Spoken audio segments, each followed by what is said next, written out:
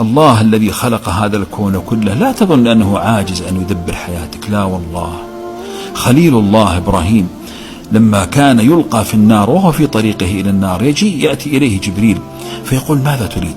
جبريل أعظم الملائكة، فيقول أما منك فلا، ما أبغى منك شيء، أنا أريد من الله. فما خذله الله عز وجل، وأصبحت النار بردا وسلاما على إبراهيم.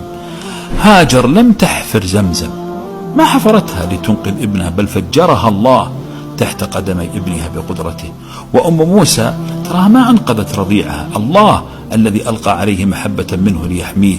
ويوسف ما نجا إلا لما أصابه الله برحمة منه. وأيوب ما شفته الأدوية، إنما ضربة برجله فتفجر الدواء بين قدميه. فيا من شككت بربك وبعدله ارتاح ارتاح، الله خلقك وسواك وعدلك في أي صورة ما شاء ركبك، وهو الذي ستعود إليه. لا يمكن أبدا أن يكون كل هذا الإبداع الذي تراه في الكون عبث، أبدا لا يمكن. لو كان عبث لما مات أحد، لكنها مرحلة ستمرها في رحلة روحك الخالدة، وهي مرحلة الدنيا، فأحسن العمل بها.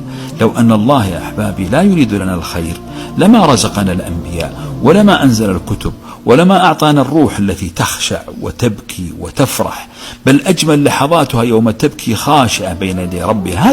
هذه لذة الروح التي أنت تشعر بها سواء كنت معاقا أو كنت أحسن إنسان على وجه الأرض. لذة الروح هذه لا تتغير، الجسد يتبدل لكن الروح ما تتغير. فلذلك اصبروا ولا تحزنوا على الدنيا. هذه الدنيا التي نعيشها حلالها حساب، وحرامها ماذا؟ حرامها عقاب. الصابرون لهم الثواب، الصابرون لهم الثواب. تذكر أقبح شعور يا إخواني هو شعور من يفقد كل شيء لأنه لا يستطيع أن يحصل عليه. هذا ليس عند الله، ليس عند الله. الله عز وجل سيعوضك. من ظلم سوف يأتي يوم يأخذ حقه فيه. من ذاق الفقر وصبر سينسى همومه بغمسة في الجنة.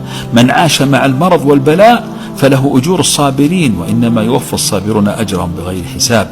من فقد حبيبا فهناك يوم سوف يجمع الله فيه الأحبة في جنته. والذين آمنوا واتبعتهم ذريتهم بإيمان ألحقنا بهم ذريتهم وما ألتناهم من عملهم من شيء.